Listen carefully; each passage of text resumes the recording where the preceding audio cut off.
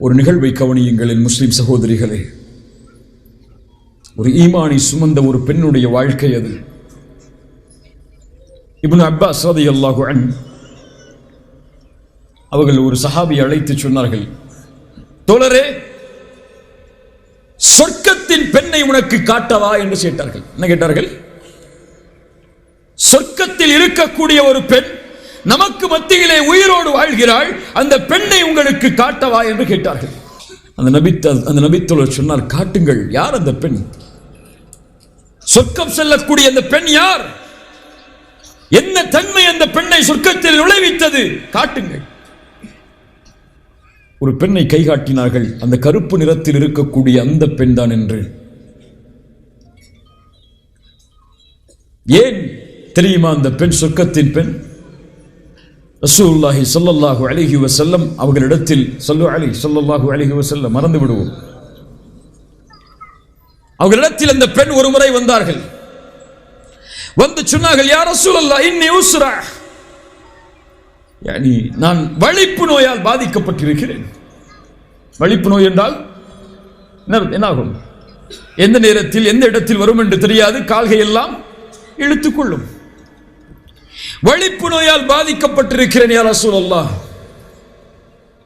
எனக்கு வீட்டில் அது ஏற்படுவது பற்றி கவலை இல்லை, ஆனால் மக்களுக்கு முன்னால் சந்தைகளுக்கு சென்றால் திடீரென்று ஏற்பட்டு விடுகிறது. அந்த வலிப்பு நோய் ஏற்பட்டால் என் ஹிஜாப் கொஞ்சம் நவண்டு விடுகிறது என்று சொன்னார்கள். நான் மறைக்க வேண்டிய அந்த ஹிஜாபில் உள்ள விஷயங்கள் வெளிப்படையாக மாறிவிடுகிறது யா ரசூலல்லாஹ். யதகஷஃப், ஆடை விலகுகிறது என்றால் முழுமையான ஆடை விலகுவதை பற்றி அந்த பெண் அங்கே சொல்லவில்லை. ஒரு பெண் ஹிஜாபை அணிந்து எதை மறைக்க வேண்டுமோ அது கொஞ்சம் வெளிப்படுகிறது.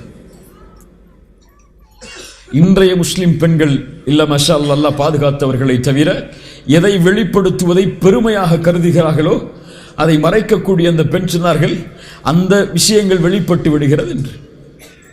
ரசூலுல்லாஹி ஸல்லல்லாஹு அலைஹி வஸல்லம் கேட்டார்கள், பெண்ணே, 2 வாய்ப்பு உனக்கு உண்டு. ஒன்று, நீ பொறுமையோடு இருந்தால் அல்லாஹ் உனக்கு சொர்க்கத்தை தருவான். நான் துஆ செய்கிறேன், துஆ செய்தால் அல்லாஹ்வுடைய அருளால் இந்த நோய் உனக்கு குணமாகிவிடும். எது வேண்டும்? எது வேண்டும் என்று கேட்டார்கள். இந்த பெண் என்ன சொல்லி இருப்பார்கள்? ஒரு நோய் அது குணமானால் கண்ணியம். வெளிப்படையில் மக்களுக்கு முன்னால் அந்த நோய் வந்து தனக்கு இழிவு ஏற்படுகிறது. ரசூலுல்லாஹ் சொல்கிறார்கள், அதற்காக துஆ செய்கிறேன், அந்த நோய் குணமாகி விடலாம். அல்லது நீ பொறுமையோடு இருந்தால் உனக்கு அல்லாஹ் சொர்க்கத்தை தருவான். அந்த பெண் சொன்னார்கள், அஸ்பிர் யா ரசூலல்லாஹ், நான் பொறுமையோடு இருக்கிறேன் என்று. சுப்ஹானல்லாஹ், அஸ்பிர் யா ரசூலல்லாஹ், நான் பொறுமையோடு இருக்கிறேன். ரசூலுல்லாஹி ஸல்லல்லாஹு அலைஹி வஸல்லம் அவர்களிடத்தில் அந்த பெண் திரும்ப செல்லும் போது மேலும் கேட்டார்கள், யா ரசூலல்லாஹ், இந்த நோயை பற்றி நான் இங்கே பேச வரவில்லை. நான் பேச வந்தது மக்களுக்கு முன்னால் அணிந்திருக்கக்கூடிய ஹிஜாப் கொஞ்சம் திறந்து விடுகிறது யா ரசூலல்லாஹ், அந்த நிலைமை மட்டும் எனக்கு ஏற்படக்கூடாது என்று அல்லாஹ்விடத்திலே கேளுங்கள் என்று சொன்னார்கள். என் முஸ்லிம் பெண்களே, நான் ஹிஜாபை அணிவது ஹராம் ஹலால் அல்லது நரகத்திலே உங்களை இழுத்து சென்று விடும், ஹிஜாபை நீங்கள் அணியவில்லை என்றால் என்ற எச்சரிக்கையெல்லாம் சொல்லி உங்களுக்கு பயமுறுத்தவில்லை. இந்த பெண்ணிடத்தில் இருக்கக்கூடிய வெட்க உணர்வை நீங்கள் உங்கள் உள்ளத்தில் சுமக்கிறீர்களா என்று மட்டும் யோசித்து பாருங்கள். உங்களுடைய அழகை இந்த ஃபேஸ்புக்கில் வெளிப்படுத்துகிறார்கள். வாட்ஸ்அப் உடைய ஸ்டேட்டஸாக பெண்கள் தன்னுடைய புகைப்படத்தை வைத்து பெருமை கொள்கிறார்கள். முஸ்லிம் பெண் தன் அழகு கணவனுக்கு மட்டும்தான் உரித்தானது என்பதை அறிந்தும் தனக்கு அல்லாஹ் வழிமுறைகளை கொடுத்திருக்கிறாள்.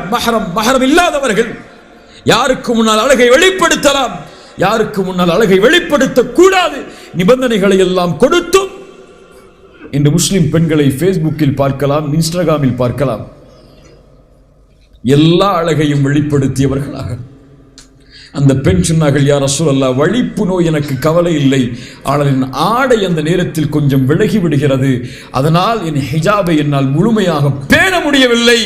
அந்த நிலைக்காக அந்த நோய் வந்தாலும் அந்த நிலை ஏற்படக்கூடாது என்று அல்லாஹ்விடத்தில் துஆ செய்யுங்கள் என்று கேட்டார்கள். இதைவிட உயர்வான ஒரு பெண்ணின் வெட்க குணத்தை சொல்லவா? ஆயிஷா ரலியல்லாஹு அன்ஹா அவர்கள் சொல்கிறார்கள், ரசூலுல்லாஹி ஸல்லல்லாஹு அலைஹி வஸல்லம் அவர்கள் மரணமானதற்கு பிறகு, ரசூல் எங்கே மரணமானார்கள் ஸல்லல்லாஹு அலைஹி வஸல்லம்? அல்லாஹ்வுடைய தூதர் எங்கே மரணமானார்கள்? மதீனாவில் தான். குழந்தைக்கு கூட தெரியும். மதீனாவில் எங்கே? மதீனாவில் எங்கே? நபியின் வீட்டில். யாருடைய வீட்டில்? அதுவும் ஆயிஷா ரலியல்லாஹு அன்ஹா அவர்களுடைய வீட்டில்.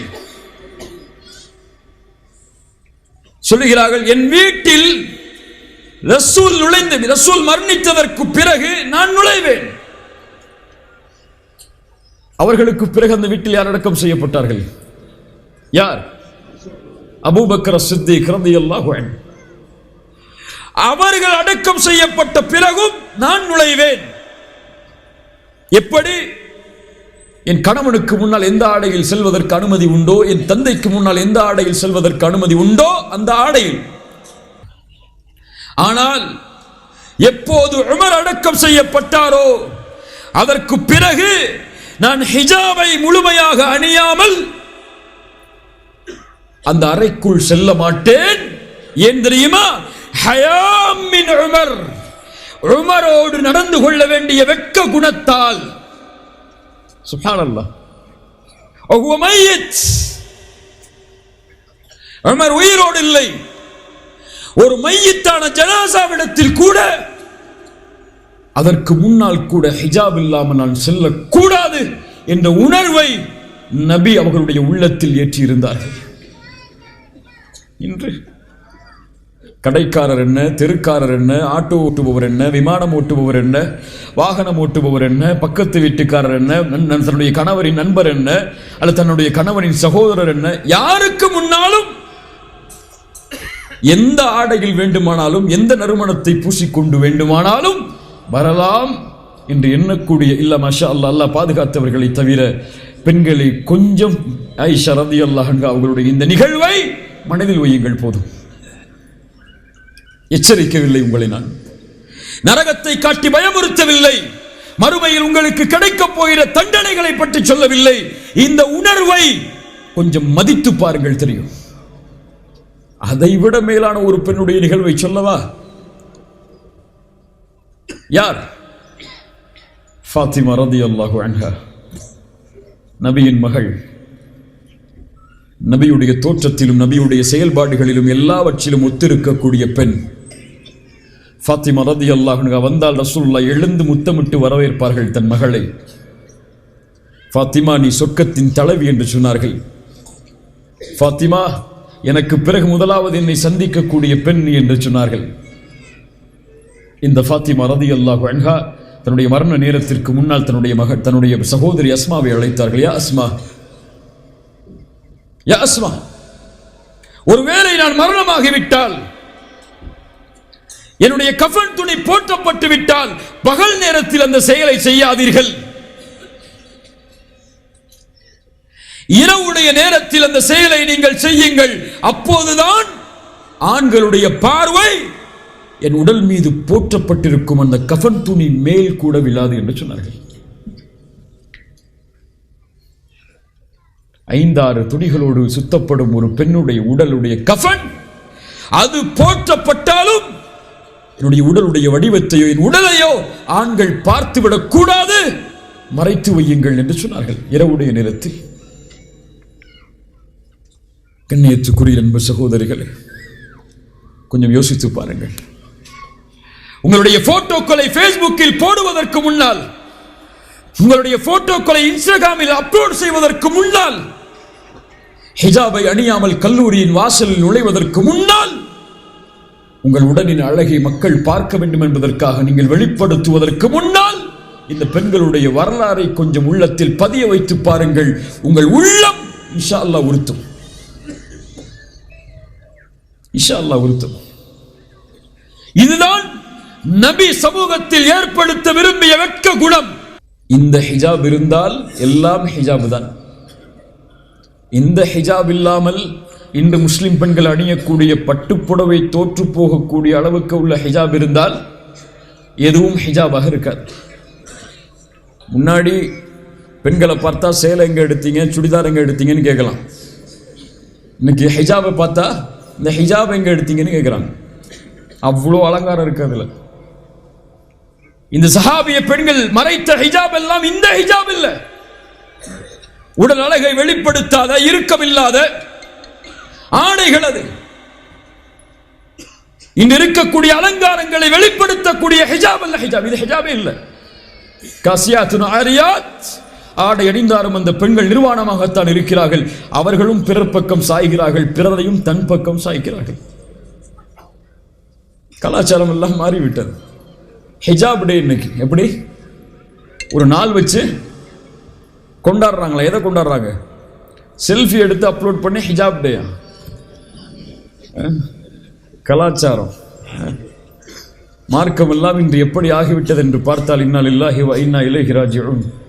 அல்லாஹ் பாதுகாக்க வேண்டும். கண்ணியத்துக்குரிய அன்பு சகோதரிகள்,